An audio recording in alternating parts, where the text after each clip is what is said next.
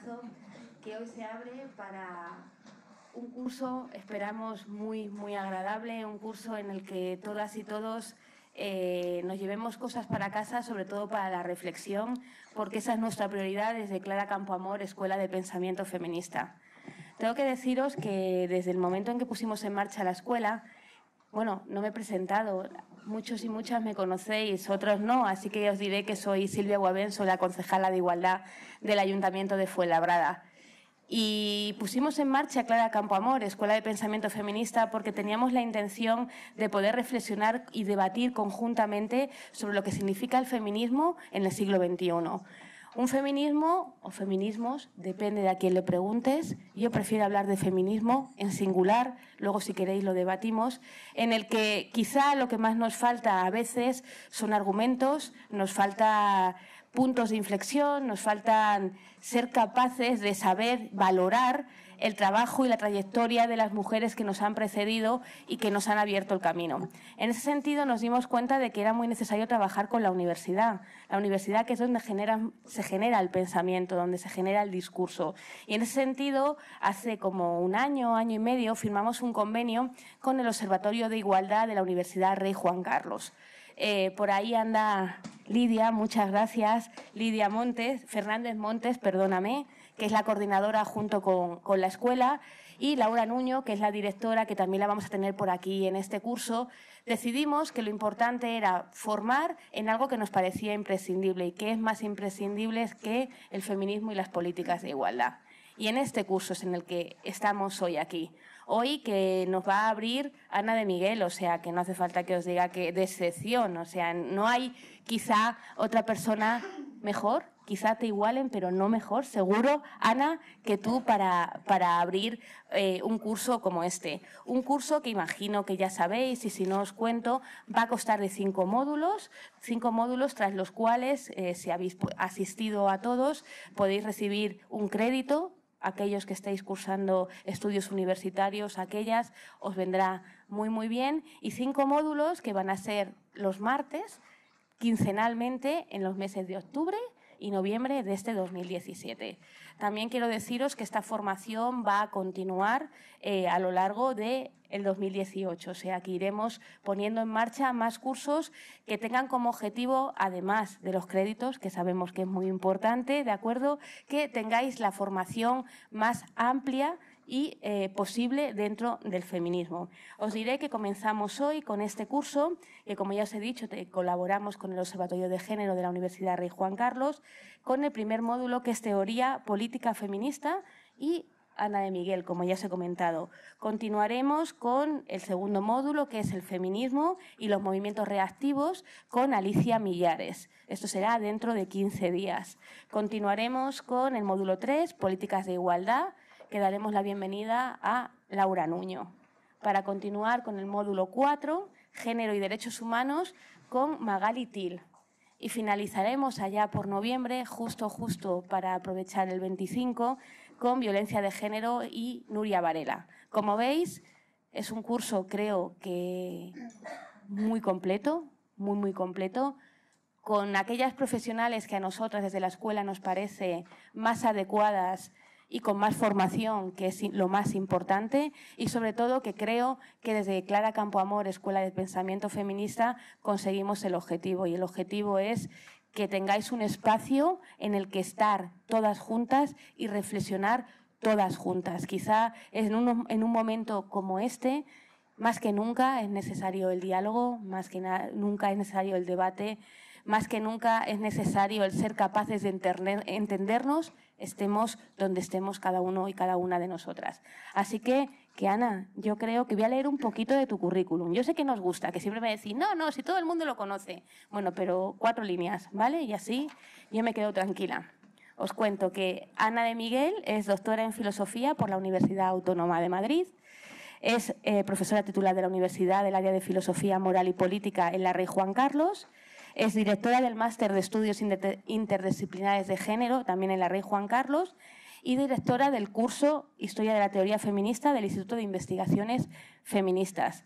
Tiene muchas publicaciones, pero yo voy a nombrar las dos últimas, que son de 2015, 2016. En el 2015 ya hemos tenido la posibilidad en la escuela de estar en la presentación de Neoliberalismo Sexual, el mito de la libre elección, y hace muy poquito, y te voy a hacer un poquito de propaganda, se ha publicado en el 2017 Elementos para una teoría crítica del sistema prostitucional. Ese libro vamos a presentarlo también dentro de la programación de la escuela, pero quiero agradecer tanto a Ana como a Laura Nuño, que son las coordinadoras, y a Lidia, que a ella no le gusta, que siempre está en segundo plano porque aquello es lo que más le encanta, pero algunas intentamos sacarla de ahí, que es la que ella ha coordinado también. Así que muchas gracias, Ana, y cuando tú quieras te dejo el atril. Bueno, voy a hacer una introducción un poco al estilo anglosajón, porque veo que hay mucha gente apuntada en el curso, pero veo algunas personas que os conozco y sé que ya tenéis, bueno, pues que conocéis muy bien la teoría feminista o la teoría política feminista, pero yo creo que me formé en el mundo anglosajón en el que se asume que siempre que se va a escribir un libro o a dar una charla hay que empezar por lo más básico. Hay que empezar como si las personas que tenemos enfrente no supieran nada del tema que vamos a abordar. Y sí, para mí es maravilloso. Yo cuando abro un libro, entonces no me parece muy bien que comiencen por definir cada término de los que va a ser el libro o la charla. Entonces voy a empezar por ahí. Lo que quiero decir es que trataré luego de ir haciendo más compleja la ponencia, pero vamos a comenzar por definir, uno, qué es el feminismo y dos, qué es la teoría política. Porque si vamos a hablar de teoría política feminista, tenemos que tener una idea en la cabeza, uno, de lo que es el feminismo, dos, de lo que es la teoría política. Y cualquiera de estas dos cosas podría llevarnos un curso entero, 9 meses. Entonces, intentar concentrarlo en una hora no es muy fácil. Pero bueno, vamos allá. En primer lugar, ¿qué es el feminismo? Bueno, lo sabemos, pero vamos a dar unas definiciones. El feminismo, recurriendo a la gran Simone de Beauvoir, por ejemplo, el feminismo es 3 cosas distintas, al menos. El feminismo es una teoría política o una teoría filosófica, es una perspectiva teórica, punto número 1. Luego, el feminismo ha sido y es un movimiento social que, ojo, ha transformado de forma casi estructural nuestra forma de ver la vida, como la forma de vivir las mujeres y, por tanto, ha transformado toda la sociedad. Y, como suele decirse, es el único movimiento social de los que surgieron en el siglo XIX que ha triunfado relativamente. Es el único movimiento social que ha transformado la sociedad y, encima, sin recurrir prácticamente a la violencia. Entonces, la verdad es que yo, cuando imparto clase de movimientos sociales, que es una de las asignaturas que doy, pongo de ejemplo el movimiento feminista para que aprendan el resto de los movimientos cómo lo hemos hecho nosotras para transformar realmente la sociedad. Y, bueno, la clave está en parte en que hemos conseguido transformar las mentalidades y transformarnos cada una a nosotras mismas, pero que como movimiento social ha sido modélico su forma de actuar y su forma de triunfar, entre comillas porque nos queda todo por delante también, pero bueno. Entonces, el feminismo es una teoría, que es un movimiento social y es una forma de vivir la vida individualmente, como decía Simone de Beauvoir. Es una forma de vivir la vida individualmente y de luchar colectivamente. Quiero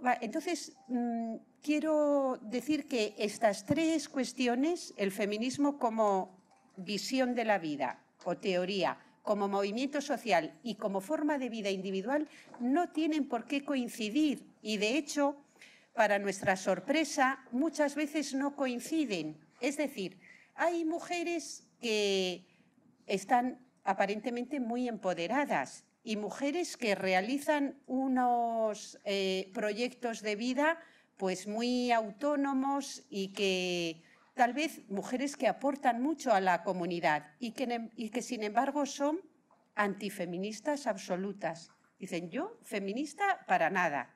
Y tú desde fuera dirías, pues yo diría que si el feminismo es algo, es vivir como está viviendo esta mujer. Pero ahí vemos claramente, y es que tengo algún ejemplo histórico que es extraordinario, si me da tiempo os lo cuento, pero lo podemos ver en la vida actual. Hay mujeres que toman en su vida cotidiana muchas de las normas de comportamiento que el feminismo ha recomendado y, sin embargo, se declaran antifeministas. Es para que veamos que las tres formas del feminismo no tienen por qué coincidir. Y luego hay mujeres que tienen en su cabeza perfectamente claro lo que es el feminismo, lo que es la vida buena desde el feminismo, y que en casa se comportan de forma sumisa con su pareja, sea una pareja de su mismo sexo u otro, o con sus hijos o en el trabajo, y sin embargo tienen una claridad conceptual para saber lo que está sucediendo a su alrededor. Y estamos, quienes llevamos en el feminismo toda la vida, lo hemos vivido con auténtica normalidad, como no podía ser de otra manera. Yo cuando estaba en la Asamblea de Mujeres de Salamanca, cuando estudiaba filosofía, pero estaba en una asamblea de mujeres, había mujeres que eran amas de casa, esto en los años, 81, 82, y es que ni nos sorprendía. Nuestra lídera era una profesora de geológicas, que la pobre estaba siempre quejándose de que no podía hacer la tesis doctoral porque no le dejábamos tiempo con la militancia y tal. Y allí nadie pensaba, ¿qué hace aquí una mujer que es ama de casa? O sea, el feminismo es algo que, como movimiento social, nos permite encontrarnos a mujeres de biografías muy distintas, de experiencias personales y de caracteres muy distintos, y que, sin embargo, hay algo que nos une por encima de todo. ¿Y qué es lo que nos tiene que unir? Bueno, pues el punto número 1, una visión determinada, una teoría. Lo que nos une es el feminismo como teoría, que es una visión determinada del mundo que queremos legar a las nuevas generaciones. Es una visión, no es algo para nosotras exactamente, porque hay muchas mujeres que están dentro del feminismo que no sufren especialmente una opresión, todas la sufrimos, pero mujeres muy empoderadas, y sin embargo lo que nos une es que tenemos la idea firme de que queremos contribuir a cambiar el mundo y a cambiarlo hacia un lugar determinado. Entonces nos une el feminismo como teoría. Y esto es de lo que voy a hablar, de la teoría política feminista.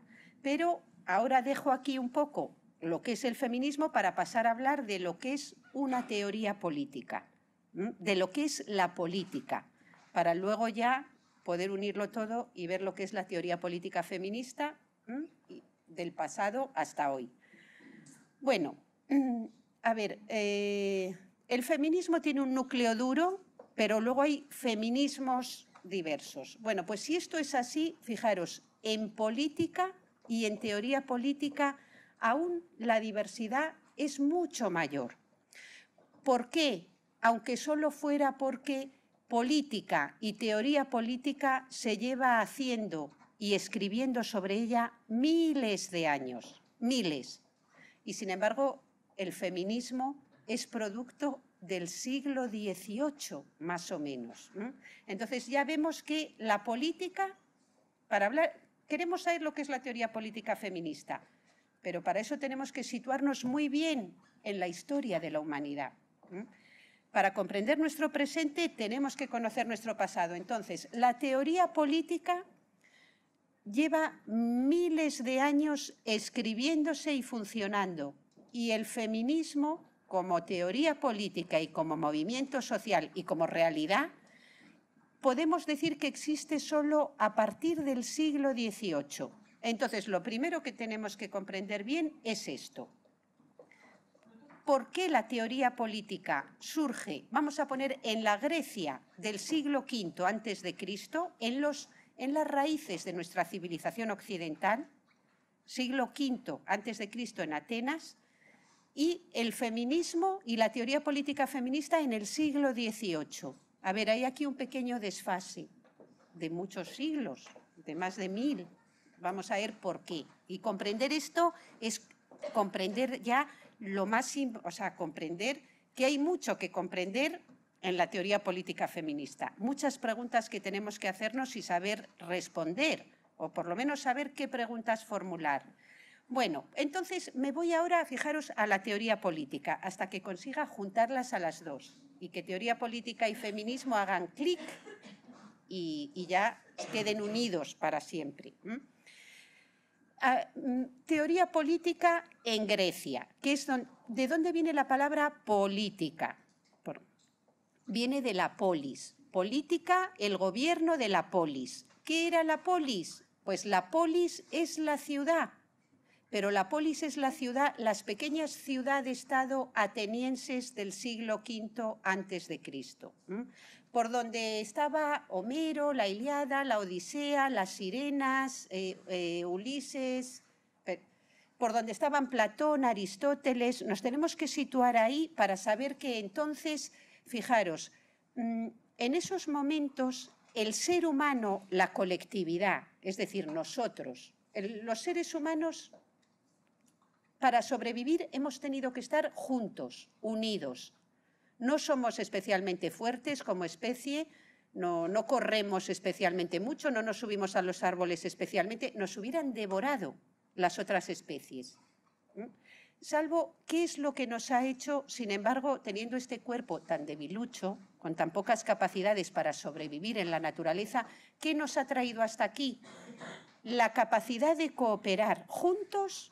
Los pobres mamuts no tenían nada que hacer, porque los seres humanos se unían y es entonces la colaboración y la cooperación lo único que ha hecho que la especie humana, y esto va a ser la política, es lo único que ha hecho que la especie humana, cooperando, haya llegado a ser pues lo que ha sido, la especie que ha dominado a todas las demás. El que estemos aquí es fruto de una evolución que procede siempre de la cooperación. Os lo digo porque es crucial saberlo para la política, para saber lo que es la política y lo que será y lo que las mujeres estamos aportando a lo que debe ser la teoría, la política. Es la cooperación y no el conflicto. Es la cooperación lo que nos ha permitido ser una especie que sobrevive y que ha creado todo esto. Os lo digo porque, un apunte, cuando un filósofo, Hobbes, en el siglo XVIII dijo esta frase, un filósofo político, dijo, el hombre es un lobo para el hombre. Nosotras siempre añadimos, las feministas decimos, el hombre es un lobo para el hombre y para la mujer también. Bueno, pero esto, lo de decir que el hombre es un lobo para el hombre, es una visión, es la visión hobbesiana de la realidad de siempre estamos enfrentados. El ser humano es destructivo, el ser humano es muy competitivo, el ser humano es de tal manera que la guerra de todos contra todos es el estado normal de la humanidad. Y eso no tiene por qué ser cierto. Y de hecho, todas las ciencias biológicas y demás nos dicen que es la cooperación lo que nos ha traído hasta aquí.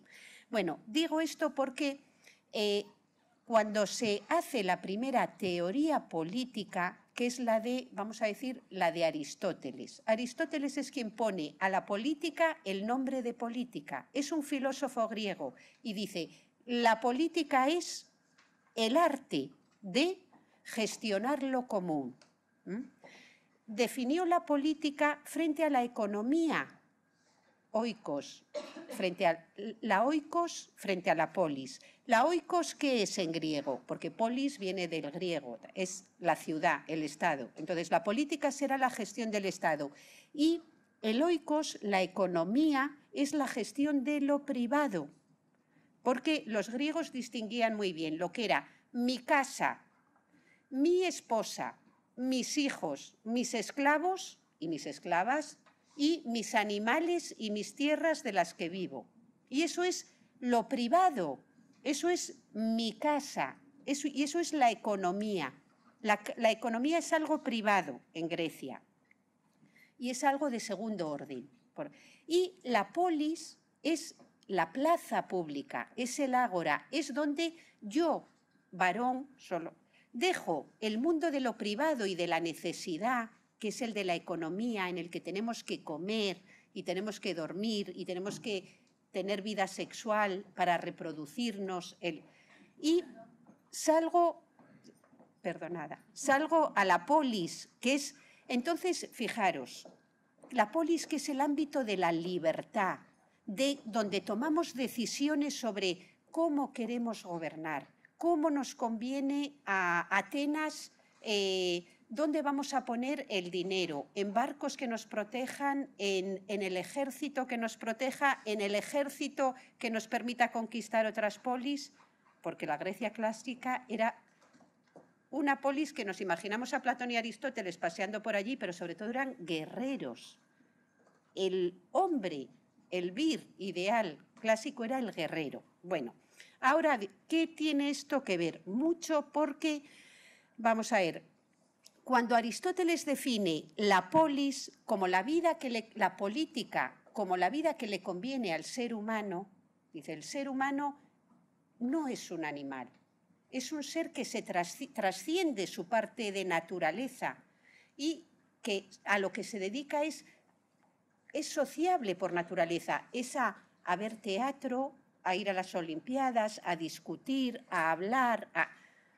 Hace una distinción que es crucial, que es que todos los que quedan, lo político es lo que no es natural. Lo político se eleva, es lo que eleva al ser humano por encima de lo natural. Y en ese momento las mujeres, es verdad que junto con esclavos y esclavas, quedan para siempre fuera de lo político. O sea, entonces, mirad, ¿qué es la política? De su origen aristotélico, la política es la participación en la vida pública de la comunidad. Es gestionar la comunidad. Pero la política es, sobre todo, determinar quién no pertenece a la vida de la comunidad. Y Aristóteles, que ha tenido una influencia en nuestra historia de Occidente enorme, ordenó la realidad para todas nosotras y en su ordenamiento estuvo que las mujeres y la política son cosas opuestas. Pero no es solo que sean cosas opuestas, fijaros, y que las mujeres quedaran excluidas de la política. Es que si las mujeres entraban en la polis, es que se rompía la propia definición de lo que es la política.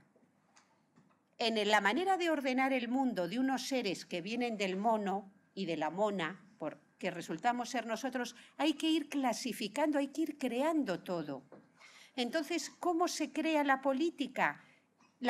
El ser humano tiene que dar un paso y alejarse de lo natural. Es decir, nosotros somos los seres que somos seres simbólicos, políticos, sociables por naturaleza. Estamos destinados a escribir, a contemplar las ideas del bien, de la verdad. Y todo eso se pudo construir gracias a... suelen decir, gracias a que tenían tiempo libre para hacerlo. Tenían tiempo libre porque era una sociedad en que los ciudadanos no hacían nada más que dedicarse a construir lo político. Pero la política surge determinando siempre quiénes están excluidos de lo que vamos a nombrar como la comunidad política. ¿Quiénes y qué acciones? Entonces, las mujeres quedaron excluidas. Los trabajadores y las trabajadoras, que eran esclavos, por cierto, también. ¿Qué quedó excluido de ser propio de la política? Pues todo lo que tenga que ver con las necesidades humanas del trabajo que nos da de comer, el trabajo que permite generar nuevos miembros para la comunidad, niños y niñas. cuidar a viejos y a viejas, a personas dependientes, enfermas, todo lo que era cuidar y comer y producir, es decir, todo lo que permite al ser humano, en realidad, continuar siendo humano y que no se extinga la humanidad, todo eso, por definición, quedó fuera de lo político, de la polis. Pertenecía a ¿qué? Al oikos, que terminará siendo la economía, como ciencia en el siglo XVIII, es la raíz de la economía, y justamente es que es la economía, el qué produzco, cómo lo produzco. Pero en el mundo griego eso despreciaban el trabajo manual, pero si algo despreciaban era a las reproductoras de la especie, porque las mujeres quedaron ahí presas de la naturaleza. Por eso Platón y Aristóteles, es que si no, no podían construir lo político. Lo construyeron diciendo, las mujeres son seres del lado de la naturaleza, de la reproducción de la especie, del cuidado, son pues como mamíferas, para decirlo claramente. Aparte tenían prohibido transitar por el espacio público. O sea, se hicieron las cosas bien, con mucha lógica y con una conceptualización perfecta. Y la política queda del lado de los varones, no de todos en ese momento, ni mucho menos, eran muy pocos porque había muchos esclavos varones, pero la política queda del lado de los varones y de la virtud y los virtuosos. ¿Sabéis cuál era la concepción de la virtud en el mundo griego? ¿Cómo se había creado la ética? Porque os estoy hablando de cómo se creó la política, pero la ética, que también se ha ido creando poco a poco, se creó porque dijeron, la virtud. ¿Quién es virtuoso? ¿Cómo podemos saber quién es el hombre virtuoso? Virtuoso es el que da su vida por la polis, porque la comunidad lo era todo en esos momentos. Ya os digo que la cooperación era necesaria para sobrevivir. ¿Quién es el virtuoso? El que da su vida por la polis. Y no hace falta que os diga quién da su vida por la polis. El guerrero en el que en un momento dado nos va a defender cuando vengan los de la polis de enfrente, Esparta contra Troya, a conquistarnos. Entonces, el guerrero se convirtió en el que hace bien lo que se debe hacer, que es defender a la polis. Entonces, la virtud era, alguien es virtuoso cuando hace bien lo que tiene que hacer. El carpintero es virtuoso cuando las mesas que tiene que hacer las hace bien. Y como no hay nada más necesario y excelso que defender a la comunidad política, que es el guerrero, es el que hace mejor lo que necesita la comunidad, defenderla y que no la conquisten.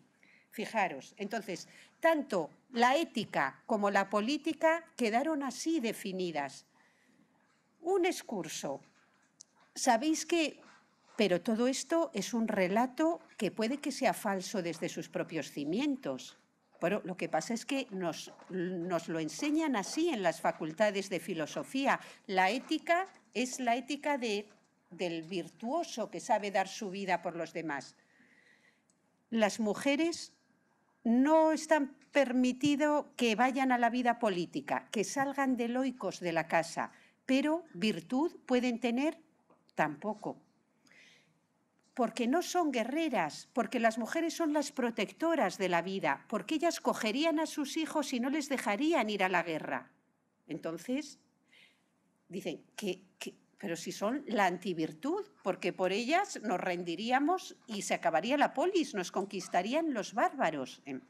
Pero fijaros que subyace, bueno, todo esto, a ver, en fin, da para mucho, porque toda nuestra cultura occidental reposa, y digo occidental, pero vamos, las orientales todas también, en el guerrero, pero no son cosas banales. Toda la Ilíada y la Odisea reposan en marcar el valor de los guerreros y el valor de, bueno, pues de nada más, y de las mujeres que sabían esperarles. Pero, vamos a ver, ¿podía haber sido de otra manera? Fijaros, nos convence Aristóteles, Platón y luego toda la historia de la filosofía de la virtud asociada a quien sabe dar su vida como guerrero. Pero os digo una cosa, como la polis no hubiera pasado a la historia es si las mujeres no hubieran cuidado a los nuevos seres que nacían. Entonces, si la virtud es que la polis no muera y siga adelante, ¿por qué nunca se ha considerado virtud y propio y bueno para la polis, y por tanto materia de la política y de la filosofía, el que los niños no murieran todos porque nadie los cuidaba? Es que dejémonos de tonterías, tanto concepto. O sea, una comunidad, si no se reproduce, se muere. Si las niñas y los niños nuevos no son cuidados como debe ser cuidado un ser humano, con mucho tiempo, con mucho trabajo, con mucha veneración, si queréis, la polis se hubiera extinguido, pero no. En la Ilíada nos dicen, comienza, canta, oh musa, la cólera de Aquiles, el gran guerrero, que era un asesino sistemático y que consigue ganar la guerra de Troya cuando acepta ir a la guerra, porque estaba enfadado con el rey porque le había quitado una esclava. O sea, bueno, eso no vamos a entrar en el tema sexual de momento, pero fijaros que la construcción de lo que es lo político se forma como con una separación, lo de los hombres y las mujeres, que está en la propia raíz de nuestro entendimiento de lo que es elevarse por encima de la parte natural que tenemos. Como Platón, que dirá, tenemos tres almas, una que compartimos con los animales, otra donde está el valor y los guerreros desafían al miedo y son valerosos, y otra donde están los filósofos. Y las mujeres, ¿dónde están? En el primer alma. Y de ahí no pasan, porque no tienen el valor de las guerreras. ¿Valor para tener hijos? Nunca ha tenido valor ni moral, ética, ni político, ni nada que se le parezca. Ha pertenecido al mundo de la necesidad, de la naturaleza, de la mera contingencia y el mero ser como animales. Bueno, pues es que esto ya, aquí acabo con Grecia, pero que quede claro que cuando hablamos de teoría política feminista y nos preguntamos, ¿pero cómo hasta el siglo XVIII no se construye el sujeto político del feminismo, que es este acto en el que las mujeres, una, dos o tres, y luego más que se van uniendo, dicen, nosotras, las mujeres, denunciamos esto como una injusticia total?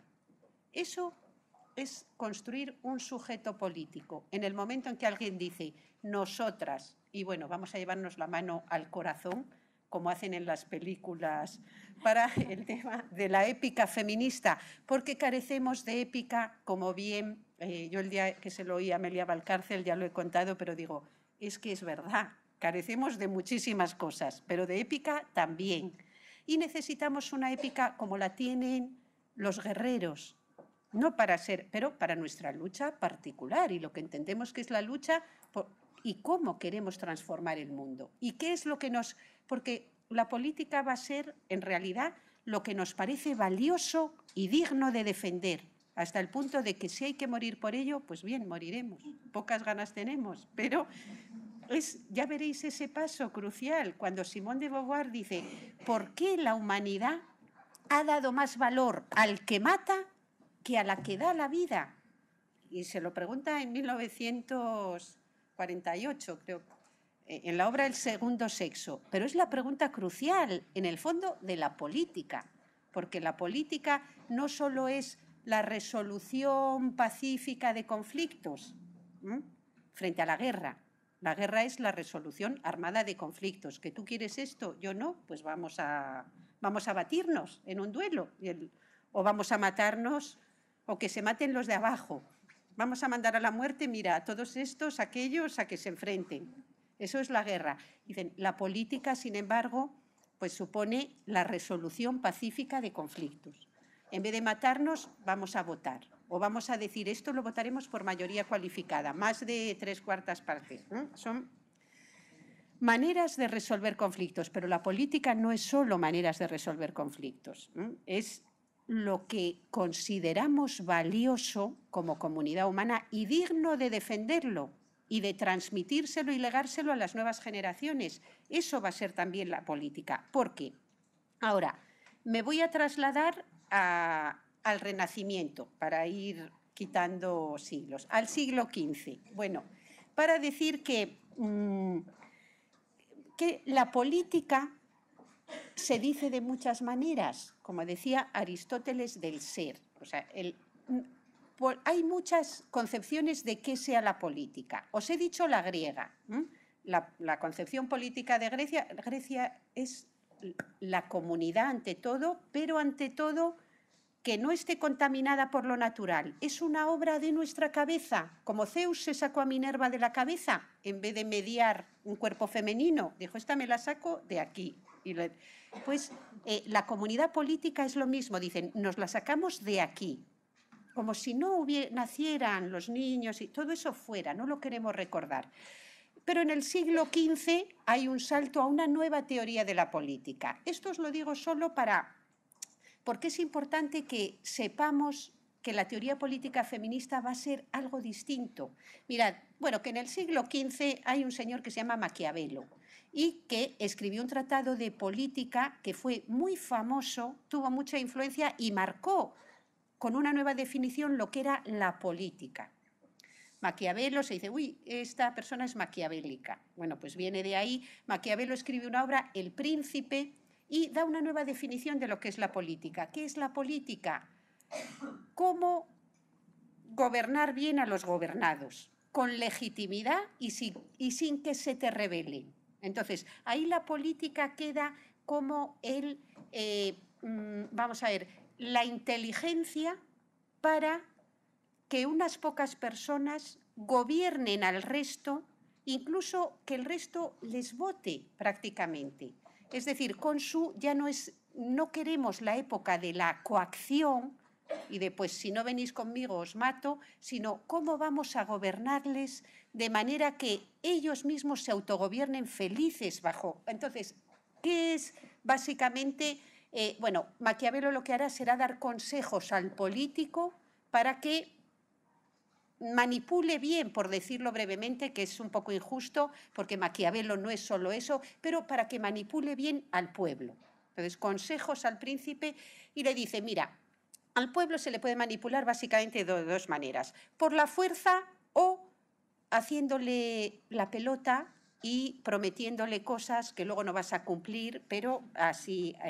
Esto es Maquiavelo tal cual.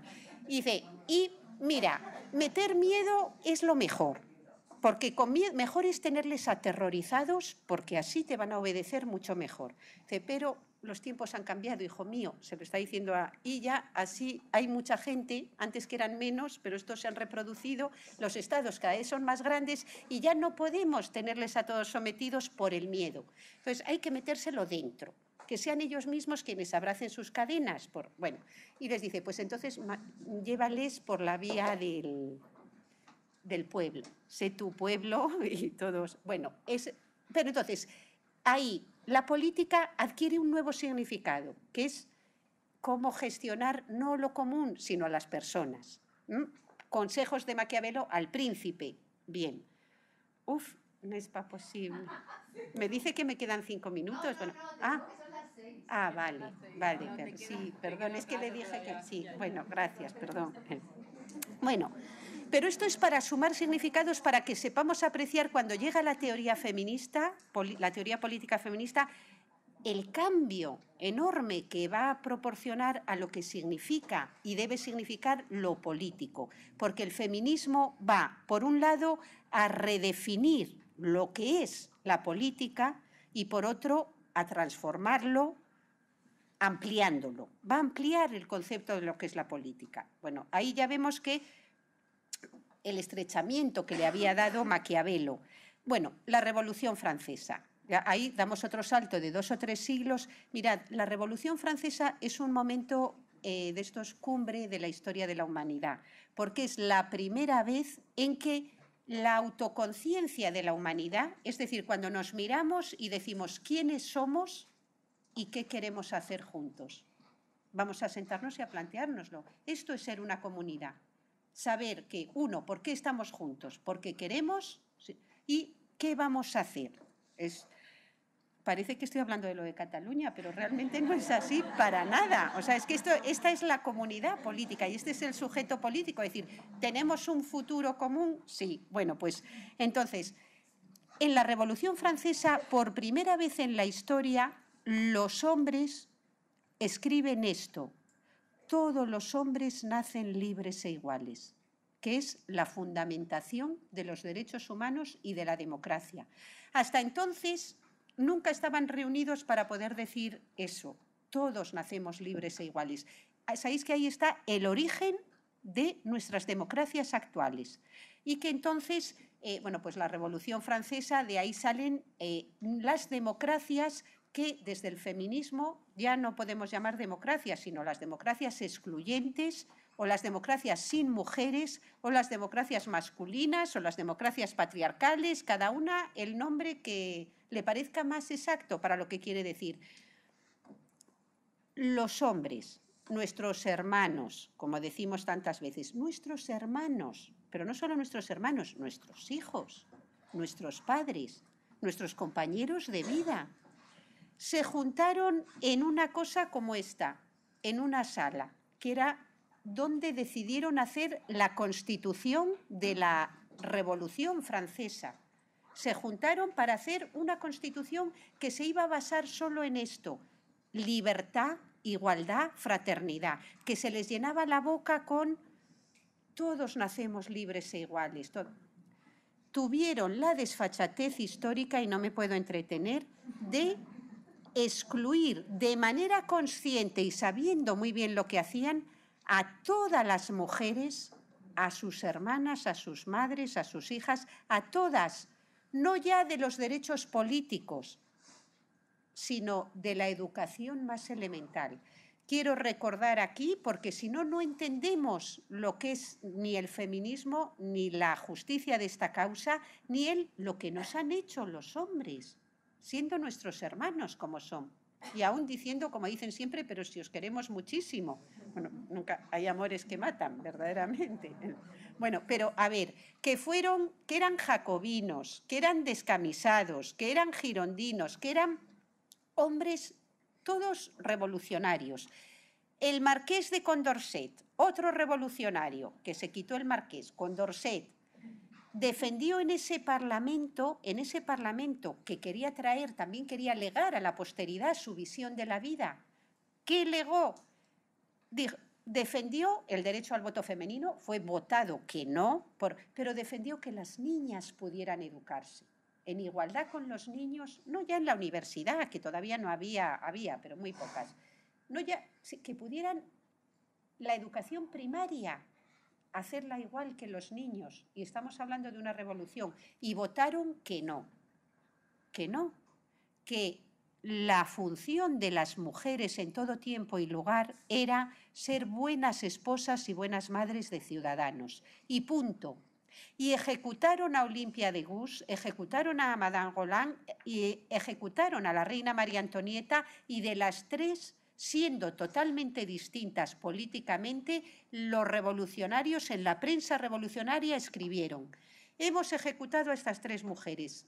Y a nadie le gusta ejecutar. Pero, dicho esto, a ver si nuestras conciudadanas pueden sacar alguna enseñanza moral, que sabemos que moral no tienen, pero alguna enseñanza de estas ejecuciones. Dicen, sí, pueden aprender algo. Cometieron el mayor delito que puede cometer una mujer.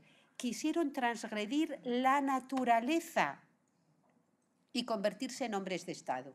Así que las hemos ejecutado. A ver si nuestras ciudadanas sacan alguna enseñanza moral de esto. Tal cual, la represión y el ten cuidado con lo que piensas y más con lo que dices, porque mira, te vamos a ejecutar. Y a Olimpia de Gouges la ejecutaron, a todas las feministas. Los jacobinos cerraron los clubs de mujeres republicanas, los cerraron, los prohibieron. Bueno, sabían lo que hacían. Dijeron, ¿que queréis salir de Loicos? Y ya dijo Aristóteles que no, que Loicos es vuestro lugar natural, la política no lo es, así que vais a seguir en vuestro espacio. Ahora, entonces, le voy a pedir, ¿está la transparencia? Bueno, pues está ahí. Entonces, mirad, esto es el mundo de la política tal y como nos lo legaron nuestros padres, que son padres griegos. Son padres, porque os digo que son padres que Aristóteles, Platón, Sófocles, Esquilo, todo hombres. Bueno, pues no, lo que pasa en la esfera de lo privado no es competencia de la política.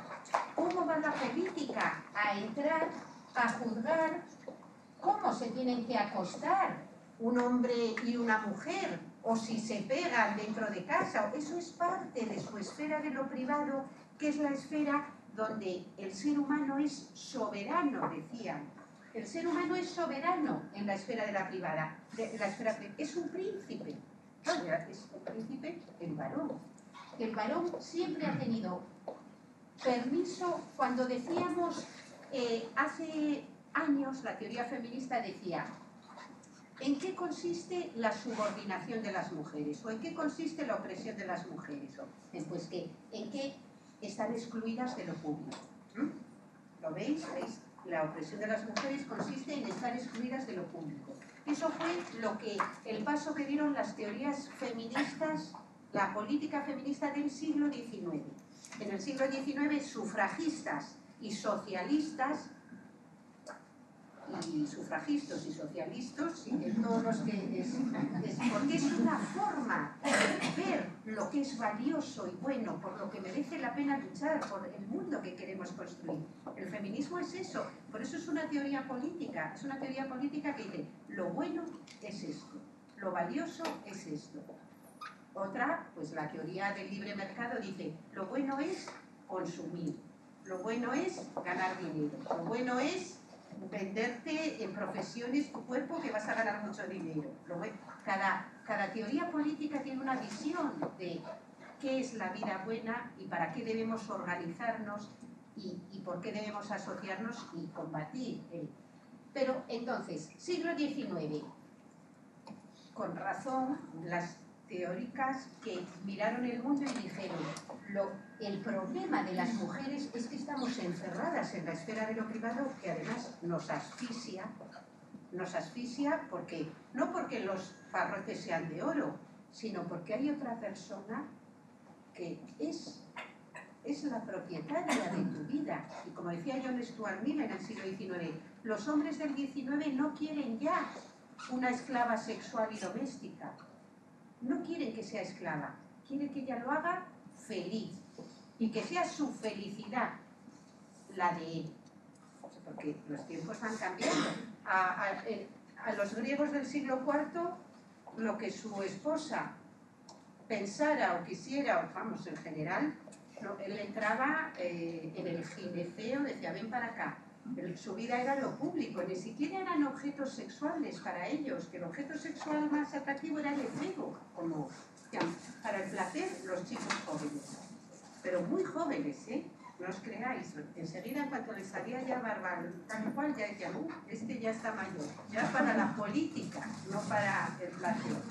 Bueno, la historia de la humanidad es larga y ha habido de todo, si no hay nada nuevo de lo que sea muy transgresor, que se lean la Ilíada, la Odisea o la Biblia, el Cantar de los Cantares, que es una obra de un erotismo, o sea, no sé, bueno, o sea, estudiar siempre nos ensancha y nos ilumina. Pero, bueno, entonces el movimiento fue análisis de la situación. ¿Cuál es la causa de nuestra opresión? Que nos han encerrado en la esfera de lo privado, nos han definido como naturaleza. Entonces dicen que no tenemos ni razón ni entendimiento, que somos incapaces de no seguir a nuestras pasiones y nuestros sentimientos, es decir, que no somos seres racionales. Una mujer, sus pasiones y sus sentimientos le dominan. Está claro. Bueno, entonces, ahí estamos. Como dijo Celia Amorós, las mujeres son las idénticas. Madres, esposas o, bueno, prostitutas que debía estar aquí en la esfera pública. Por eso, las únicas mujeres que tenían no permiso, sino el mandato de estar en la esfera pública. Por eso eran mujeres públicas, de todo, de libre acceso. Pero, diferencia entre teorías políticas sufragistas y socialistas. Las sufragistas pensaron que con el derecho al voto se podía luego cambiar todo lo demás. Los socialistas tenían una visión del mundo que venía determinada por algo que no me da tiempo a explicar, que es el marxismo, que es una teoría política extraordinaria, y el marxismo lo que vino es a ensanchar el concepto de la política. El marxismo dijo, la política es un reflejo, un efecto de quien tiene el poder real. El poder real lo tiene quien tiene el dinero, quien tiene las empresas, quien tiene los bancos, quien tiene las fábricas. Es un análisis de verdad que cambió también el curso de la historia y cambió la manera que tenemos de entender el mundo. El marxismo va a mantener que los políticos, en realidad la política es un reflejo, es un legitimador, pero está al servicio del capital. Por eso El Capital es la obra cumbre de Marx. No la ha leído nadie, no nos preocupemos porque es así un tomazo, pero sí hemos leído otras obras de él y ahora se va a celebrar el centenario o el 150 centenario de la publicación del Capital. Entonces, el marxismo ensancha la esfera de lo político porque dice, hay una economía política. La política no la podemos entender desligándola del capital. Lo que mueve el mundo es el amor al dinero. Eso lo dijo Marx, pero vamos, creo que es la lectura que podemos hacer de Pero las mujeres seguían leyendo novelas en el siglo XIX, todo novelas y novelas y novelas de amor, románticas, y creyendo que lo que movía al mundo y a los hombres era el amor. Y era el amor al dinero. Bueno, pues tenían una confusión mental, pero no, lógico, pero saldríamos de esa confusión. Por eso estamos aquí, lo celebramos. Bueno, pues vale. La comprensión de este esquema, más o menos, dotó de una teoría política a todas las que nos precedieron en el siglo XIX. Pero llegamos al siglo XX. Vamos a los años 60 del siglo XX, donde la teoría feminista va a pegar un giro espectacular a la hora de hacer sus análisis de por qué estamos oprimidas, cuál es la causa de la opresión, qué nos hace el patriarcado como mujeres, y van a ser las de los años 60 realmente, aunque Alejandra Kolontai, una comunista, ya había visto mucho, pero no con tanta fuerza y con tanta precisión. Estas dijeron, vale, llevamos intentando insertarlos en lo público pues 50 o 60 años y resulta que ni estamos en lo público, vamos, en los años 60 no había ninguna diputada, casi en ningún sitio, o sea, no, ni estaban en lo público, sí en el trabajo asalariado y cada vez más, sí en la educación universitaria y cada vez más en los 60, pero ahí justamente las mujeres que ya están entrando de forma masiva en la universidad, bueno, comienzan a hacerse preguntas y por primera vez casi en la historia, por primera vez, tienen los conceptos para analizar su situación. Los conceptos que saben quién era Platón, quién era Aristóteles, quién era Maquiavelo, tienen la cabeza para decir, esto se puede estudiar, analizar y comprender las causas. Y para transformar algo, tienes que conocer sus causas. Si no, ¿cómo lo vas a transformar? Para tener unas políticas públicas que transformen verdaderamente la sociedad hacia una sociedad más igualitaria en todos los sentidos, tenemos que ser capaces de saber y comprender cómo se reproduce la desigualdad para atacar a las causas. Bueno, pues en estas dicen, igual no es que las del 19 se hayan equivocado, es que ahora que estamos en la esfera de lo público, muchas más, vamos a comprender que igual no nos podemos insertar en la esfera de lo público en igualdad de condiciones porque resulta que estamos todo el día trabajando en la esfera de lo privado. Ese va a ser el giro de los años 60 que van a ser una teoría, mirad, es como una linterna. Entonces tú, una teoría te da una visión de un trozo de la realidad. Porque somos así, no podemos verlo todo al tiempo. Eso lo podría hacer Dios omnipotente si existe, que lo ve todo simultáneamente. Pero nosotros ya veis que tenemos ojos solo aquí de frente, no puedo ver ni lo que me está sucediendo atrás. Somos limitados.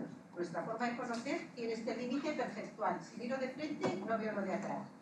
Bueno, pues con las categorías del entendimiento es lo mismo.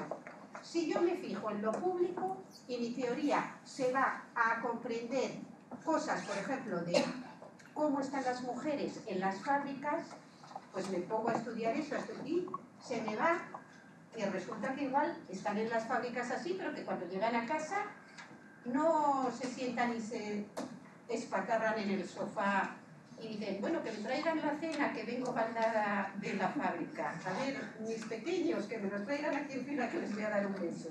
Y ahora, venga, no. Entonces, esto es el giro de los años 60 de la teoría política que va a decir. ¿Cuál fue su eslogan? Aunque lo personal es político. Los años 60 van a decir, vamos a investigar, a llevar la linterna a la esfera de lo privado, a ver qué nos encontramos ahí. Porque igual ese giro epistemológico de cambiemos el objeto de estudio. ¿Y qué se encontraron?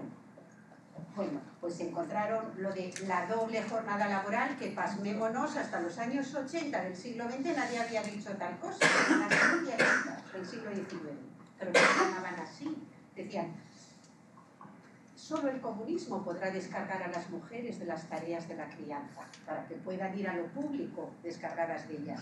Por eso quisieron socializar los cuidados y la crianza, pero bueno, en el peor de los casos, ¿qué descubrieron? La violencia doméstica, los abusos sexuales. Descubrieron que la esfera de lo privado no era solo el lugar en el que te empoderan y te dan mucha confianza en ti misma.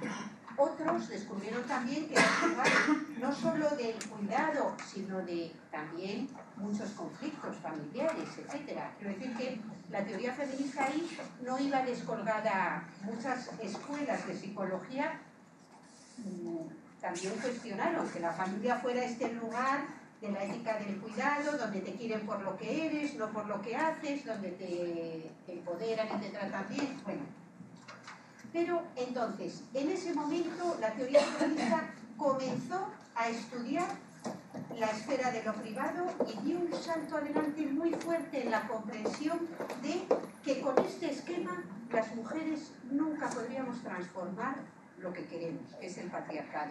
¿Por qué? Porque fijaros, hasta el lenguaje, ¿dónde está aquí el trabajo? No me digas que lo tengo sin meter. Bueno, pues ya lo he metido en un esquema.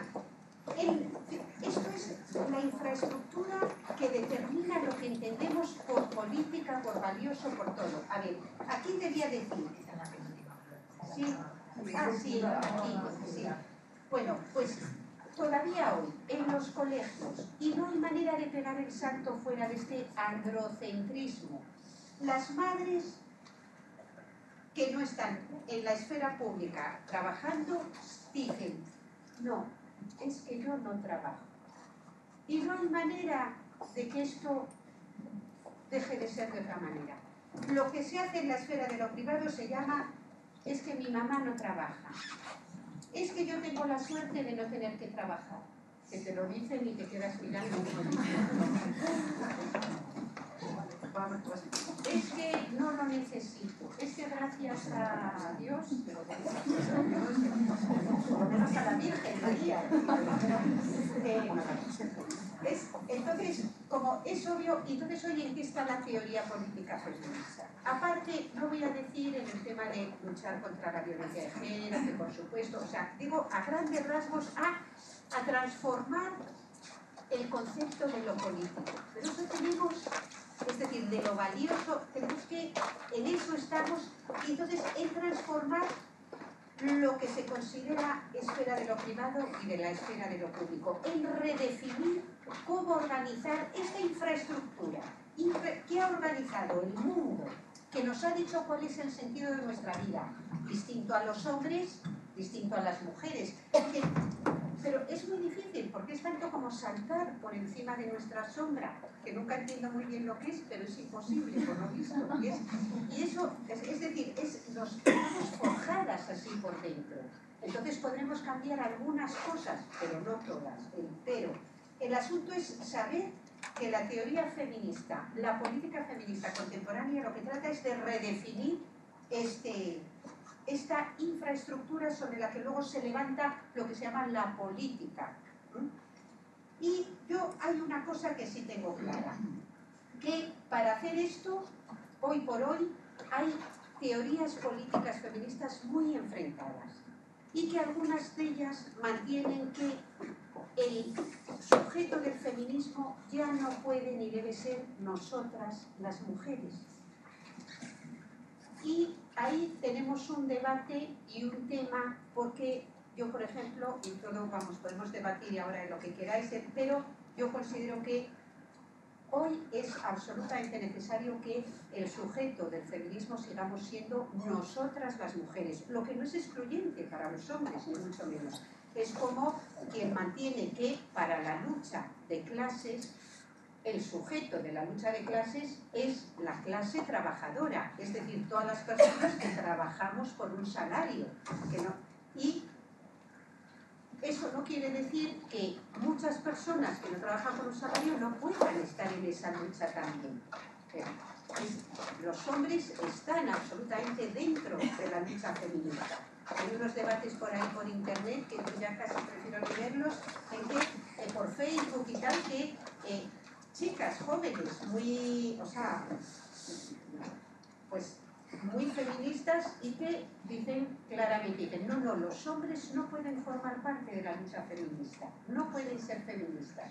Feministas solo podemos ser las mujeres, porque el feminismo es un empoderamiento personal. El feminismo, una de las cosas grandes que proporciona la conciencia feminista es que desarrollas un proceso de empoderamiento personal. Pero el feminismo no es idéntico al proceso de empoderamiento personal, que ya hemos visto antes, al principio de, digamos, la clase, que hay mujeres muy empoderadas que son antifeministas, militantes. Dicen, yo lo he hecho todo yo misma, no sé, con las demás que arreen. Eso es estar muy empoderada. El feminismo no es un tema solo de empoderamiento. Igual que no es un tema de lo que yo quiero o como a mí me parece, es que a mí lo que me gusta es esto. Si lo que me gusta es eso, vete al mercado y te lo compras. Eso es del mercado. Lo que a mí me gusta. Esto es un proyecto de una comunidad humana o de parte de la comunidad. Y bueno, pues podría decir muchas más cosas, pero aquí lo dejo.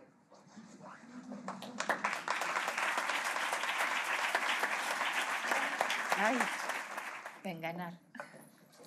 Para cortar un poco el hielo. Bueno, primero felicitarte, Ana, por esta clase magistral tan interesante. Hace poco leímos la noticia que en Arabia Saudí se reúne un cónclave de hombres para hablar de los derechos de las mujeres y definen a las mujeres como mamíferos, pero no humanas. Es decir, que cuando está escuchando, no estamos en la época de los griegos, estamos en la época actual en algunos países, desgraciadamente. Pero claro, una de las grandes preguntas del feminismo es ¿por qué estamos como estamos? ¿Cuándo empezó esta historia de discriminación? Y me estaba acordando de un trabajo de Cristina Molina Petit, muy interesante, que ella plantea toda esta especulación, pero que es bastante creíble, ¿verdad? Cómo en las comunidades primitivas humanas, para calmar las guerras entre distintas tribus, se pasaban a las mujeres de unas comunidades a otras para que engendraran hijos y eso podía impedir, ¿verdad?, seguir matándose entre las distintas comunidades. A mí me parece una tesis interesante. Me gustaría saber qué opinas de este planteamiento, porque claro, no todo empieza en los griegos, sino que los griegos definen a las mujeres fuera de la polis porque y hay toda una historia de discriminación y de... Bueno, contesto un poquitito mientras se les ocurre otra pregunta o intervención, ¿eh? Sí. Es que si no, luego se me olvida. Y no. Entonces, y yo creo que la pregunta es muy interesante. A ver, y tiene toda la razón. Los griegos es ya un momento de una humanización enorme. O sea, son sociedades que ya tienen, no solo escriben, sino que escriben la Ilíada, la Odisea, todo el teatro de Sófocles. Es un momento ya muy avanzado de la historia de la humanidad. Y el patriarcado era muy anterior. ¿Cuál sea el origen del patriarcado? es algo que podemos debatir, pero realmente la hipótesis que ha planteado ella, pero es una petición de principio, porque por eso yo pienso que eso no tiene respuesta. ¿Por qué el origen del patriarcado va a estar en el intercambio de mujeres? Mira, para no matarnos las tribus entre nosotros, yo os voy a dar estas mujeres para que os solacéis un poco y engendréis hijos que llevan nuestra sangre y quieras o no, y vosotros pasadnos a las vuestras. Pero en ese momento las mujeres ya estaban sometidas, porque si no hubieran dicho, mira, para solazarse vais a ir vosotros a la tribu de al lado. Es decir, ya en ese momento en que las mujeres son objeto de intercambio, como todos los antropólogos, Levi Strauss dice, la civilización comienza con el intercambio de mujeres, con la exogamia, con el fin de la... Porque mientras una tribu se reproducen entre ellos, está eso de la endogamia, que el padre se acostaba con todas las hijas. Es, bueno, pues como el mono, que venimos de los primates. Vemos un documental de los primates y decimos, venimos de aquí. Y es verdad que las monas tienen menos tamaño, pero el ser humano, vamos a ver, y que hay un macho dominante, pero eso nada tiene que ver con la cultura humana, porque la cultura humana, como Hobbes, del hombre es un lobo para el hombre y para la mujer también, era un filósofo muy inteligente. Entonces él quiere legitimar la desigualdad entre hombres y mujeres, como hicieron todos los filósofos. Pero él se lo plantea, dice, a ver, pero aquí no nos vale la explicación de que las mujeres son menos fuertes o más débiles, porque el ser humano, el hombre siempre tiene que dormir. Y la que ha yacido con él, mientras él duerme, coge una piedra y lo mata. O sea, que eso de que es porque las mujeres son más débiles, no, porque las mujeres tienen manos, igual que los hombres, y podrían haberles matado en cualquier momento por la noche. O sea, él se plantea cuál es la causa. Es decir, no, yo creo que... pero, sin embargo... Y encima es que hay que fastidiarse. Aristóteles, Platón y todos estos que eran muy patriarcales y que legitimaron la exclusión nuestra de la democracia, si queremos ser fieles a la historia, en realidad nos estaban dando un estatus nuevo y menos bajo del que teníamos antes. Que antes, por lo menos... Por ejemplo, a ver, en un ejemplo, mirad, Aristóteles, sabéis ahora con el tema de la reproducción, de los vientres de alquiler y tal, que Aristóteles teorizó que las mujeres en la reproducción humana éramos solo la vasija vacía en la que el hombre pone su semen creador. Es decir, que los hijos son verdaderamente del padre que los engendra. Porque ¿cómo va a engendrar una inferior un varón que es superior a ella? Como tenían una mente lógica, decían... inferior no puede engendrar a superior, luego una mujer no puede engendrar un varón, luego lo habrá engendrado el señor que introdujo el semen. De ahí la teoría de las mujeres son como vasijas vacías u hornos que solo dan vuelta al bebé, pero no son ellas sus madres. O sea, pero lo que es el padre. Por eso el patriarcado es el poder del padre y son los hombres haciéndose padres a sí mismos, diciendo yo soy el padre. Ve del Señor de los Anillos o cualquier cosa de estas en que eso dicen, los padres es el poder del padre, poder incluso de haber hecho el hijo. Pues bien, y decimos, ¿qué patriarcal es Aristóteles tal y cual? Pero eso, María Luisa Femenías, que es una gran Aristóteles, o sea, que estudió Aristóteles en su tesis doctoral, pero es que en la mitología griega, en la obra de Hesíodo, en algunos autores de los trágicos griegos, ellos explicaban que las mujeres no tenían absolutamente nada que ver, que ni siquiera eran hornos. Es decir, el estatus era más bajo todavía. Las mujeres eran seres a los que se podía aniquilar o tener en un harén de esclavas o matar con todavía mucha más... No digo que los hombres no se hicieran entre ellos cosas parecidas, pero las mujeres siempre recibían un plus especial, siempre. Por eso, de violencia, la violencia sexual, bueno, es que Es que no existía, no era violencia, porque los hombres tenían derecho a tomar lo que era suyo, los padres de las hijas, y sin embargo Grecia pondrá orden a todo esto, dirá no, de esto nada. Los padres no se acuestan con las hijas, eso para empezar. ¿Me explico? El patriarcado se pierde en la noche de los tiempos. Lo que es más interesante es responder cómo en el siglo XIX no concedían el voto a las mujeres, los hombres, que ya teníamos mucha literatura, que ya se les llenaba la boca con la palabra igualdad y democracia. Hoy en día, ¿cómo se permiten los hombres hacer lo que hacen a las mujeres? En la prostitución, por ejemplo. Esa es vamos, que irnos a la noche de los tiempos es muy interesante también, pero hoy preguntar ¿cómo os toleráis hacer lo que hacéis a las mujeres? Que es una pregunta crucial para saber cómo se reproduce la desigualdad sexual.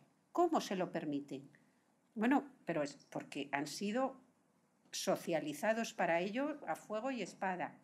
Permítetelo, hazte un hombre. No sé si te respondo. Vamos a ver esta. Sí. Bueno, yo quería que nos definieses para ti hoy lo que es el feminismo en la actualidad. Y también quería preguntarte si es verdad que hay varios tipos de feminismo o existe un feminismo solo, porque yo creo que en este momento nos estamos peleando unas feministas con otras de una manera muy cruda y además estamos dando una imagen precisamente de lo que tú antes hablabas, de poca comunidad y de poco... Gracias.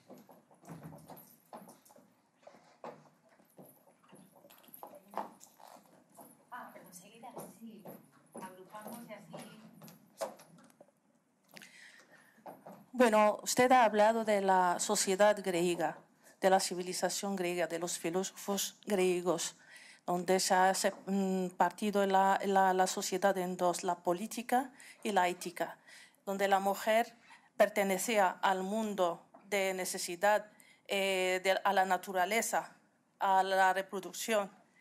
Pero yo me pregunto si antes de la civilización griega no había civilizaciones antes donde la mujer tenía otro rol, porque en la historia las instituciones y los hechos sociales, ahí viene que en unas sociedades como el ser humano siempre se ha agrupado para poder sobrevivir, siempre ha formado una sociedad para sobrevivir. Entonces, había sociedades, había tribus donde la mujer tenía un poder en la familia, si podemos decir que era familia, donde había un matrimonio que se conoce como matrimonio de hermanos, o sea, una mujer y muchos hermanos, donde la mujer tiene un poder pues, dentro de la familia. Por eso me pregunto si no había otro papel, otro rol de la mujer antes de la civilización griega.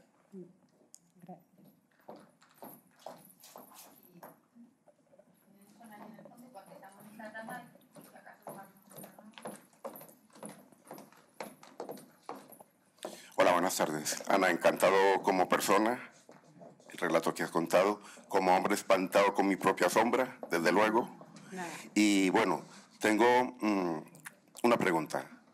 Hay dos elementos de la teoría política que se pueden desarrollar plenamente. Uno podría ser el de la propiedad privada, lógicamente, la consideración de la mujer como parte de la propiedad privada del hombre en todos los términos históricos, pero además la aparición del Estado y el derecho. ¿Cómo se podría desarrollar en esos términos la teoría feminista? Bueno, pues a ver si puedo contestar. La primera no me la sé. Esa es muy difícil, ya hablaremos. La primera pregunta, ¿qué es el feminismo para mí hoy? La verdad es que no sabría contestar más allá, de verdad, o me llevaría tanto que no la puedo contestar.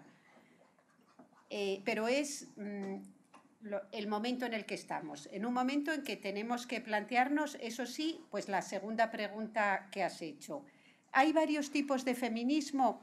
A ver, obviamente los hay, es un hecho empírico. Hay varios tipos de feminismo. Históricamente ha habido muchos feminismos. Están los feminismos sufragistas, los socialistas, el feminismo marxista, que es diferente al feminismo socialista utópico, luego el feminismo radical, los feminismos de la diferencia, están los feminismos ecologistas o el ecofeminismo. Bueno, hay...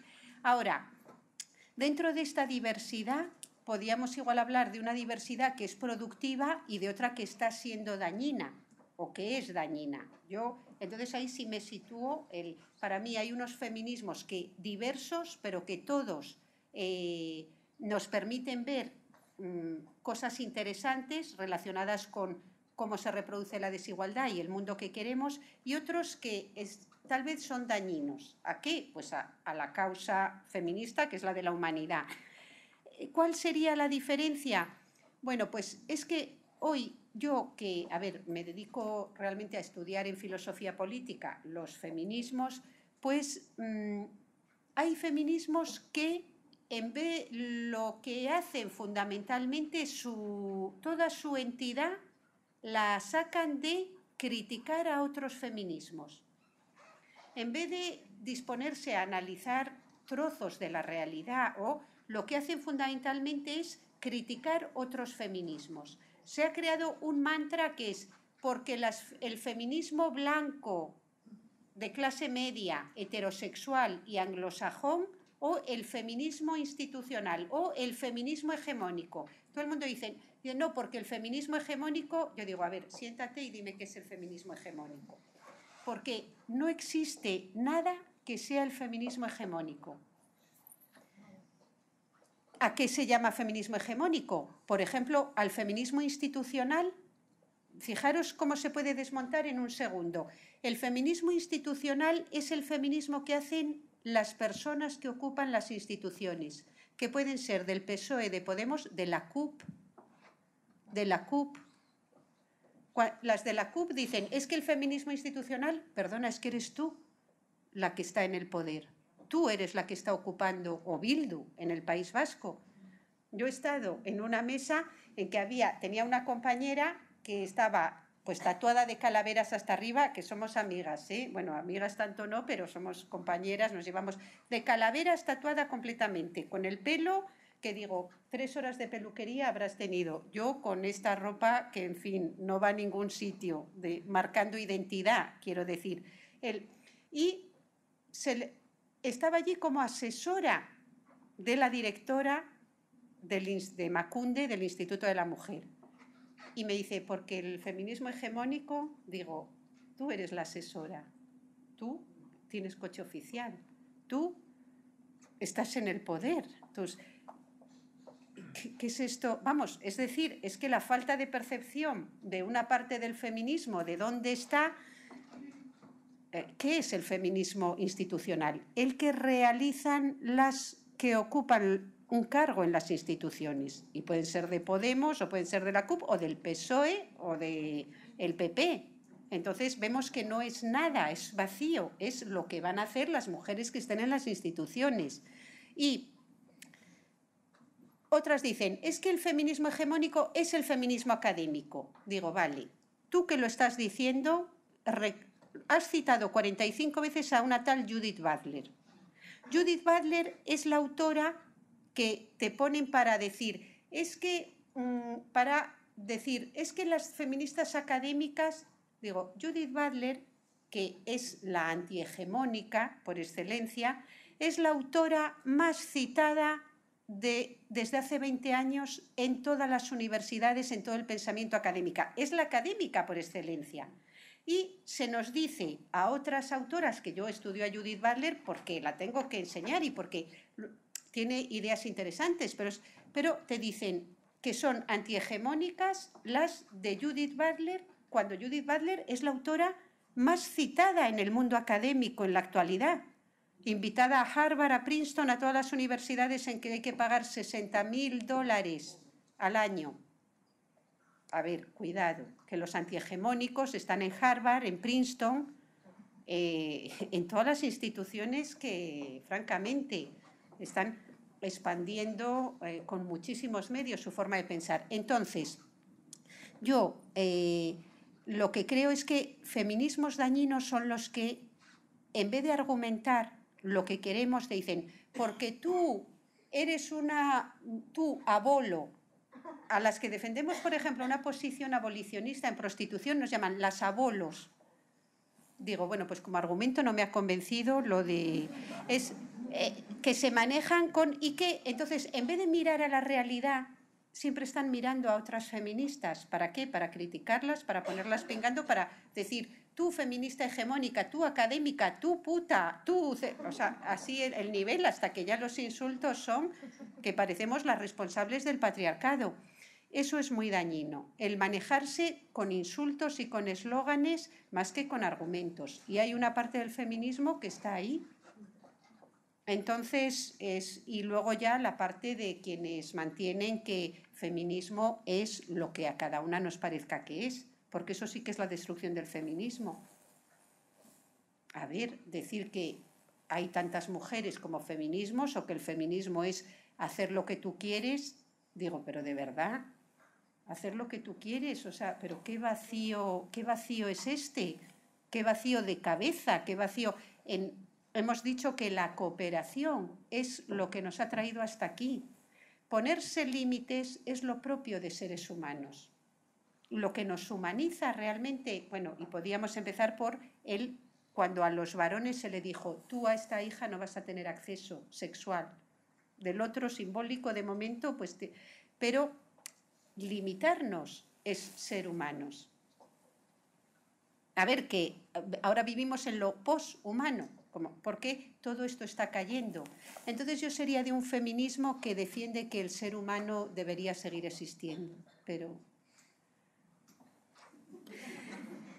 Y, bueno, perdón por la segunda...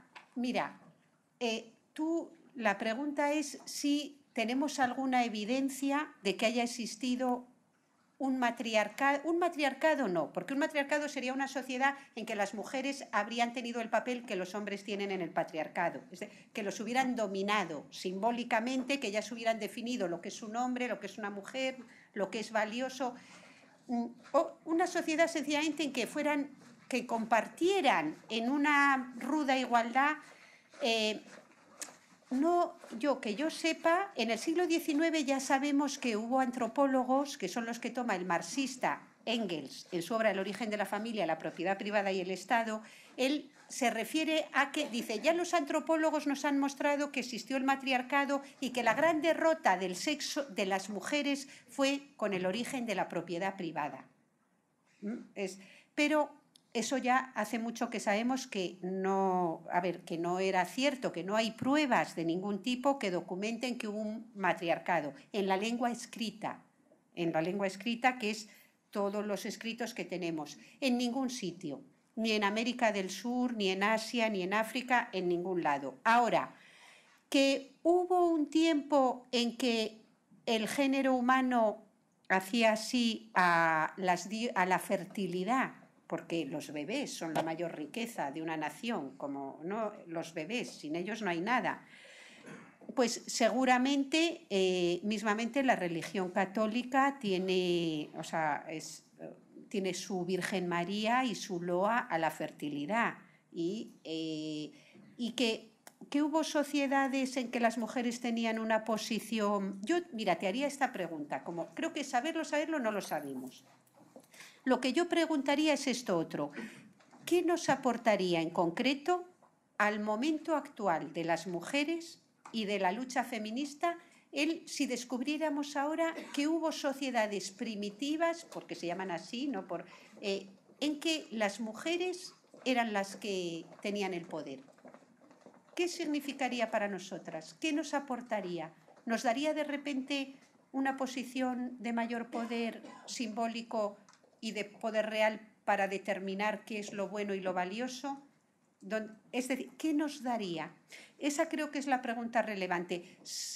si ahora alguien descubre una cueva y dice, mira, fíjate, aquí está escrito que hubo un momento en que las mujeres gobernaban el mundo. ¿Crees que eso haría que los hombres que gobiernan el mundo, por decirte Putin, Trump y luego el poder económico, dirían, pues mira, tomad, cedemos?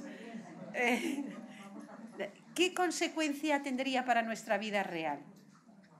Dirían los futbolistas, pues nos vamos a casa, dejarían de comprarse coches de 300.000 euros. No dudo que alguna mujer tenga un coche de 300, no sé, ¿qué cambiaría la vida?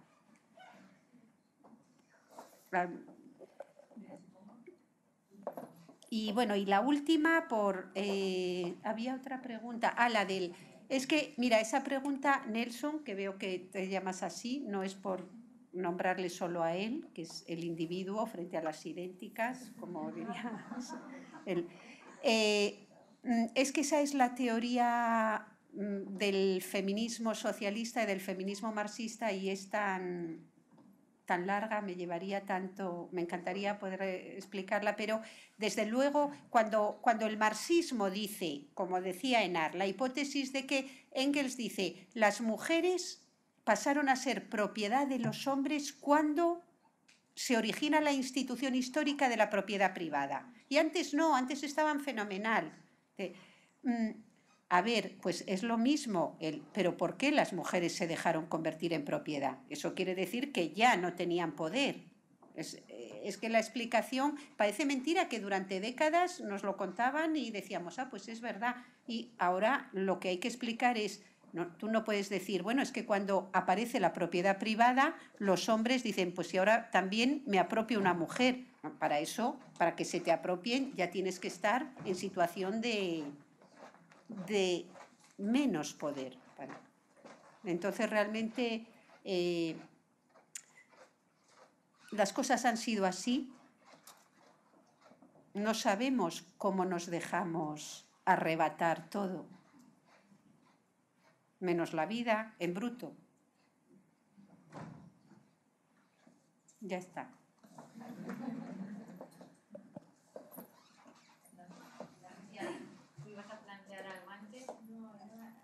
Sí. A ver, espera para que te oigan allí en el quinto... ¿Me oyes? Sí. Supongo que da colación lo que decía mi compañera, porque claro, no es que vaya a cambiar actualmente nada, sino la pregunta es, supongo que ya lo has dicho, ¿no? Que siempre ya estábamos sometidas con anterioridad. Pero claro, la pregunta sí es como que es absurda, porque nunca se va a poder contestar, es ¿por qué nos quitaron el poder? ¿Por qué llegó el hombre a pensar que era por excelencia superior a la mujer? Es una pregunta que supongo que se hace todo el mundo, pero claro, no dejas de pensar en ella y pensar, no porque me quitaron el poder, sino porque hubo un momento en que el hombre llegó a pensar que era superior a la mujer. ¿Dónde salió ese clic para llegar a pensar eso y toda la historia, lo que ha ocurrido a través de ella, ¿no? Todo lo que nos ha pasado en la historia, que supongo que si no hubiese salido ese chip, la historia sería totalmente distinta. Pero no dejas de, a través de toda tu charla, estás preguntándote continuamente ¿por qué fue así? ¿Por qué? Porque sabemos la base del patriarcado, pero ¿por qué? ¿Por qué? ¿No? Y eso era una pregunta que supongo que vendría un poco a decir ella que a lo mejor si en un momento dado hubiese habido otro tipo de cultura que hubiese un matriarcado o al menos una igualdad, que se quitó esa igualdad, ¿no? Pero supongo que ¿por qué? Sí, la pregunta es pero esa, ¿no? Realmente, a ver, igual sí he dado esa... Pero vamos a ver... En las teorías feministas del siglo XIX, la pregunta por el origen de la opresión, de cuál es el origen de la opresión de las mujeres, fue una pregunta que se hicieron tanto las sufragistas, todo el feminismo sufragista, como los feminismos socialistas, y dieron contestaciones opuestas. Pero que si tengo tiempo entro en ellas, pero sin embargo el feminismo del siglo XX, de 1980, llamó a eso el prejuicio de los orígenes. Dijo, dejemos de pensar en cuál es la causa de nuestra opresión, porque eso no nos aporta nada al análisis de cuál es la situación hoy de las mujeres en el mundo y la estrategia para nuestra emancipación. Así lo dijeron y así nos dijimos, pues eso que se pierda en la noche de los tiempos. Pero como aún así es una pregunta que hay que hacerse, tal vez, aunque sea solo por el interés intelectual, porque, fíjate, yo lo que voy a plantear es, vamos a poner esa pregunta en negros, en esclavos.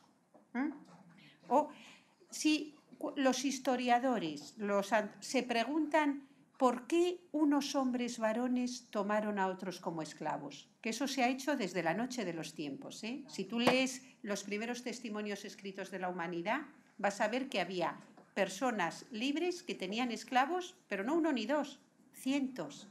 En Grecia o en Roma, tener menos de 80 esclavos, vamos, era ser un don nadie. 80, eran masas de esclavos y esclavas. Siempre que digo esclavos hay que pensar que esclavas también. Las mujeres estamos en todos los sitios, menos donde hay pues entonces, fíjate, si nos forzamos a preguntarnos que por qué unos hombres esclavizaban a otros, ¿qué respuesta se nos puede ocurrir? Solo esta, ¿o por qué? Pues porque la de Hobbes, porque el hombre es un lobo para el hombre. Porque el hombre, Hobbes, que es el teórico que más ha trabajado en este sentido, de decir, dejémonos de tonterías, que si estado de naturaleza, el hombre es un ser que quiere conseguir todo lo que desea y lo toma así y ha estado legitimado para tomarlo toda la vida. Los hombres iban por ahí y si querían algo lo cogían. De las mujeres ahí no dice nada, porque todas sabemos que las mujeres no iban por ahí cogiendo. Porque ¿qué cogían los hombres? Mujeres. Y se ve que a las mujeres no les ha dado por coger mujeres ni hombres. Cogiendo la palabra coger de Argentina. Eso significa, es que es la verdad, es que las mujeres, es que yo ahora que me he puesto a ver Juego de Tronos, es que ya no puedo, porque lo único que hace Juegos de Tronos, esa serie que no sé si habéis visto, sí, bueno, pues es que yo voy por la temporada 4, la acabo de empezar, pero en la temporada primera solo he visto hombres guerreando y sirviéndose de mujeres en burdeles o donde sea. Nunca había visto tantas mujeres desnudas en toda mi vida, salvo cuando estudio pornografía, que me la pongo en internet, pero así, y es algo verdaderamente, vosotras que lo habéis visto, me dicen, no, ya verás que en la sexta temporada, digo, ¿en la sexta temporada qué? Todo, y hasta la sexta es verdad que Hobbes define al hombre como ser humano, como un ser que tiene derecho a servirse de todo lo que quiera. Y por eso, ¿y cómo te sirves mejor de las cosas? Haciendo que te las proporcionen otras personas. Tú, tráeme esto, tú, hazme lo otro, tú, dame tus deseos. Por eso los deseos, lo primero que tiene que hacer el ser humano, y la democracia significa limitarlos. Cuando Hobbes describe el estado de naturaleza, dice, es un estado de guerra de todos contra todos. Porque yo deseo esto, el otro, y estamos peleando, a ver. Entonces, por eso él va a decir, tiene que haber un pacto de renuncias. Yo renuncio a mi derecho sobre todo, y sobre las mujeres, si tú renuncias también. Y dice, y esa es la única legitimación de la democracia, no las tonterías de Rousseau de que el hombre es bueno por naturaleza. El hombre es malo por naturaleza. Y se va a servir de todo, a no ser que hagamos el contrato social, el pacto de renuncias. Yo renuncio a mi derecho a servirme de todos, si todos renunciamos, pues ala, ya tenemos la democracia. Nos comportaremos como corderos, para no matarnos, sino estar, dice, porque en el estado de naturaleza, vale, poseían muchas cosas, satisfacían sus deseos, pero tenían miedo también. Y al ser humano no le gusta tener miedo. ¿Miedo a qué? A que llegara otro y le matara. En este relato las mujeres no aparecen, porque las mujeres, no sabemos por qué, pero no nos han dejado tener armas nunca. Entonces, ni hemos podido defendernos, y entonces finalmente pues las mujeres también amputarían su deseo. Dirían, ¿para qué voy a desear si no puedo conseguir nada? Bueno, todo esto, a ver, todo esto es el Leviatán, la obra magna de Thomas Hobbes. Pero quiero decirte, ¿por qué unos hombres esclavizan a otros hombres? Las mujeres tenemos que buscar las explicaciones luego en por qué una vez que los hombres ya comienzan a criticar la esclavitud, decidieron decir, vamos a criticar la esclavitud, pero las mujeres nos las vamos a quedar. Vamos a querer una sociedad igualitaria en la Revolución Francesa, pero las mujeres nos las vamos a quedar, no las vamos a soltar. Esto nos lo quedamos. Bueno, esto, dicho así un poco a lo vulgar, es el contrato sexual de Carol Pateman. Y quiero terminar, porque se está haciendo muy tarde, mirad, con una frase del Marqués de Sade. El Marqués de Sade era muy mala persona. Esto para que lo... Es una figura... Ha existido realmente, el sadismo viene de su tal, porque él teorizó la asociación entre placer sexual, violencia y humillación. Bueno, pues el Marqués de Sade era revolucionario también, aunque entraba y salía de la cárcel porque era un asesino, aparte de otras cosas, de noble. Pero hay un texto que me enseñó Alicia Puleo cuando trabajaba sobre la prostitución, empezaba yo y tal, y que dice, se refiere a los villanos, villanos es al pueblo francés, porque él apoyaba la revolución, como tantos nobles, y dijo, franceses, vais a hacer una revolución, habéis decapitado a vuestro rey. Digo, bueno, ya, espera, añade un poco, Sadek, y a vuestra reina y a los hijitos, ¿no? Porque siempre es que no salimos en el cuadro. Bueno, habéis decapitado a un rey, habéis hecho regar la sangre de Francia, bla, bla, bla, para conformaros con una sola mujer. Dice, reivindicar los burdeles. Al haber hecho la revolución os habéis convertido cada uno en un soberano. Habéis matado al rey, que es como Freud dirá, mata al padre, los hermanos matan al padre y se hacen ellos con el poder. En la Revolución Francesa simbólicamente son los hermanos, la fratría, nos hacemos todos hermanos, todos los hombres somos iguales, porque hemos matado al padre, que era el que se quedaba con ¿qué? Con todas las mujeres. Si es que toda la política está así escrita. Un poco disimulado, pero así. Entonces, matan al padre, ¿vale? Y entonces él les dice, ahora que habéis matado al padre y habéis hecho la revolución, cada uno sois un soberano. ¿Y qué tiene un soberano? Mujeres, derecho a acceder al cuerpo de muchas mujeres. Y Sade, que era también muy listo, le dice a los nuevos diputados, que son los revolucionarios, les dice, y vosotros haríais bien en proporcionarles mujeres, para que sean soberanos cada uno de su pequeño burdel y no vuelvan a cortaros la cabeza a vosotros y a querer entrar en política. Dadles mujeres. Ese es su poder, el poder que les hace soberanos. Y ya os dedicáis vosotros a política más tranquilos. Es que de verdad, o sea, es así, es tremendo. La política, toda la teoría política está trufada de todas estas imágenes, de todo, en que es todo, queréis mujeres, ¿verdad? Si es así, cualquier hombre dirá, ¿qué te gustan? Las mujeres. 3 cositas muy rápidas para terminar. En primer lugar, darle las gracias a Ana por su conferencia y a vosotros y a vosotras por haber participado. En segundo lugar, deciros que os vamos a enviar un texto que da soporte a la intervención que ha tenido Ana para que lo tengáis también por escrito. Y en tercer lugar, recordaros que el día 17 de octubre volvemos con Alicia Millares, con el feminismo y los movimientos reactivos y que nos volvemos a ver. Muchas gracias. Gracias.